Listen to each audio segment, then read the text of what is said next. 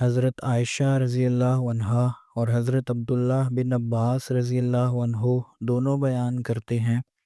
کہ جب رسول اللہ صلی اللہ علیہ وسلم پر مرض الموت نے سخت حملہ کیا تو آپ اپنے منہ پر اپنی چادر ڈالتے، اور جب آپ گھبراہٹ محسوس کرتے تو اپنے چہرے سے اس کو ہٹا دیتے، اور آپ نے اسی حالت میں فرمایا، یہود اور نصارہ پر اللہ کی لعنت، انہوں نے اپنی نبیوں کی قبریں مسجدیں بنا لی ہیں۔ حضرت ابو ہریرہ رضی اللہ عنہ بیان کرتے ہیں